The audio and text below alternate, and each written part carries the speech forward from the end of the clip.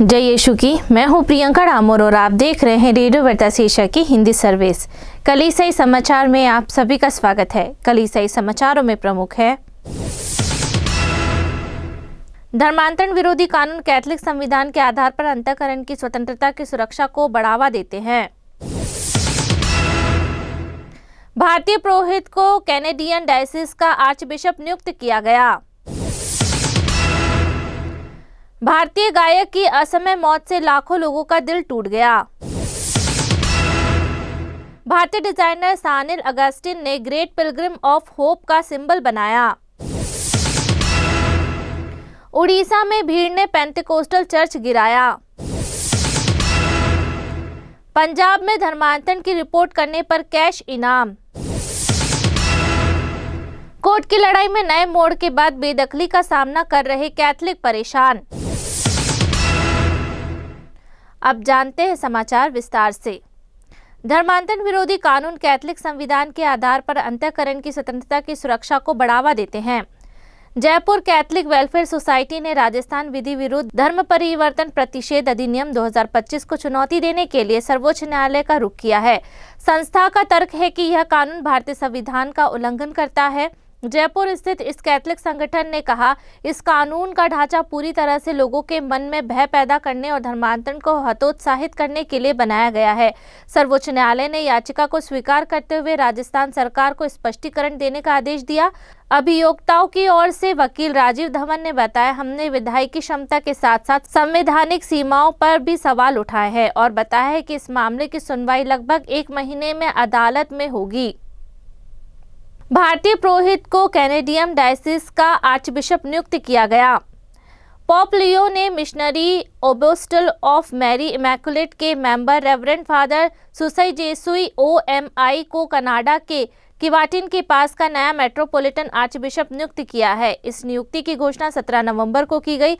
Archbishop सुसई जेसुई का जन्म 17 मई 1971 को पुष्पवम तमिलनाडु में हुआ था। उन्होंने बेंगलोर के पॉन्टिफिकल एथेनियम धर्माराव विद्या क्षेत्रम में फिलोसफी ऑफ सेंट्रल इंडिया के आष्टा के ख्रिस्तीय प्रेमालय इंस्टीट्यूट ऑफ थियोलॉजी में थियोलॉजी की पढ़ाई की।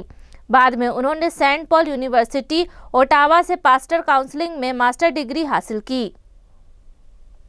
भारतीय गायक की असमय मौत से लाखों लोगों का दिल टूट गया।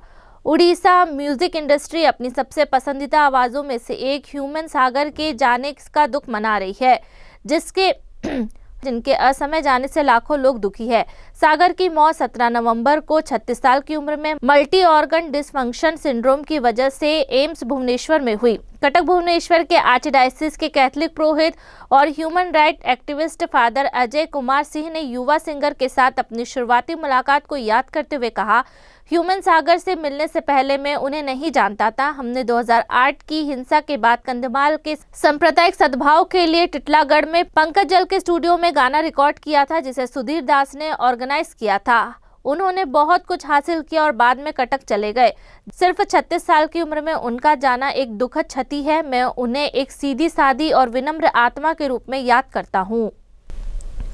भारतीय डिजाइनर सानिल अगस्टिन ने ग्रेट पिलग्रिम ऑफ होप का सिंबल बनाया। Federation of Asian bishop conference FABC का एक अहम कॉन्टिनेंटल जमावड़ा ग्रेट पिलग्रिम ऑफ होप 27 से 30 नवंबर तक मलेशिया के पैगान में होगा। एशिया भर से हजारों डेलीगेट्स, बिशप, पुरोहित, धार्मिक, आम लोग, युवा और रिप्रेजेंटेटिव एक साथ मिलकर विश्वास का जश्न मनाएंगे, मिशन पर सोचेंगे और इस इलाके के लिए ईसाई उम्मीद को फिर से जगाएंगे। इस ऐतिहासिक इवेंट की एक खास विजुअल पहचान नया बनाया गया GPH लोगो है। यह एक ऐसी इमेज है जो एशियन कलीसिया की भावना, संस्कृति और मिशन को दिखाती है। मशहूर भारतीय आर्ट डायरेक्टर सानिल अगस्टिन का डिजाइन किया हुआ लोगो उम्मीद के साथ गॉस्पेल, विटनेस और कम्युनिटी की थीम को दिखाता है। उड़ीसा में भीड़ ने पेंटिकोस्टल चर्च गिरा दिया। चर्च के नेताओं ने कहा कि भारत के उड़ीसा राज्य में एक पेंटिकोस्टल चर्च को 16 नवंबर को आधी रात के करीब गिरा दिया गया। ऐसा कहा जा रहा है कि हिंदू एक्टिविस्ट की भीड़ ने ऐसा किया। इससे मलंका नगरी जिले के ईसाइयों में तनाव और डर फैल गया।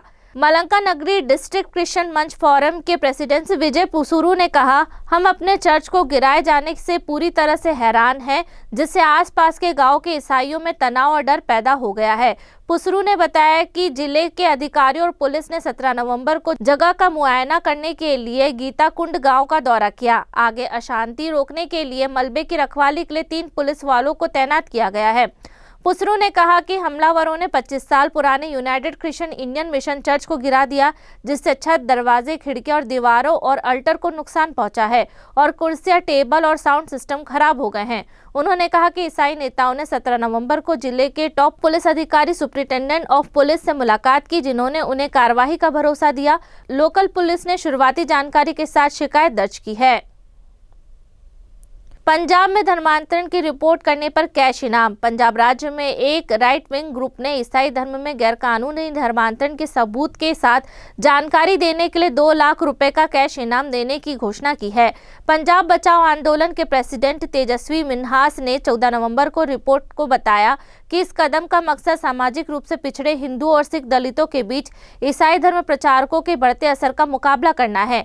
मिन्हास ने दावा किया कि खुद को भगवान कहने वाले लोग और पास्टर पूरे पंजाब में बड़े पैमाने पर गैर कानूनी धर्मांतरण करवा रहे हैं और कहा कि जानकारी देने वालों की पहचान पूरी तरह से गोपनीय रखी जाएगी। लोकल मीडिया के मुताबिक भारत के एकमात्र सिख बहुलक राज्य पंजाब में हाल के सालों में नए इंडिपेंडेंट इवेंजेलिकल चर्चों में बढ़ोतरी देखी गई है। 2011 की जनगणना के अनुसार राज्य की 28 मिलियन आबादी में ईसाई 1.5% से भी कम है, जबकि सिख 97% से ज्यादा और हिंदू लगभग 38% है। उन्होंने टूरिस्ट या वर्क वीजा पर आए विदेशी नागरिकों पर भी कानून के खिलाफ धर्म बदलने की गतिविधियों में शामिल होने का आरोप लगाया। कोर्ट की लड़ाई में नए मोड़ के बाद बेदखली का सामना कर रहे कैथलिक परेशान हैं।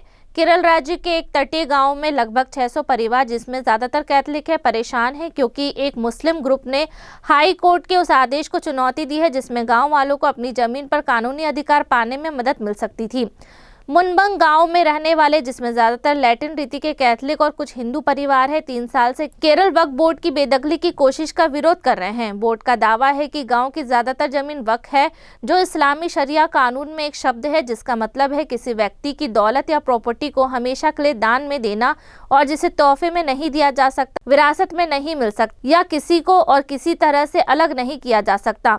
गांव वालों का कहना है कि 1988 और 1993 के बीच जब उन्होंने इस पर अलग अलग प्लॉट खरीदे थे, तब यह जमीन वक्फ प्रॉपर्टी के तौर पर लिस्टेड नहीं थी, लेकिन 2008 में सरकार के बनाए पैनल ने इसे मनमाने ढंग से वक्फ जमीन बता दिया। इसी के साथ कलीसिया समाचार समाप्त हुए। अगली बार फिर मुलाकात होगी नई खबरों के साथ। नमस्कार। रेडियो वेरितास एशिया आपके लिए लेकर आए हैं RVA mobile app. RVA mobile app पर हमारे विभिन्न प्रकार के कार्यक्रमों का लाभ लें, हमसे जुड़े और एशियाई ईसाईयत की आवाज का हिस्सा बने। आज ही ऐप स्टोर एवं प्ले स्टोर से RVA मोबाइल ऐप डाउनलोड करें।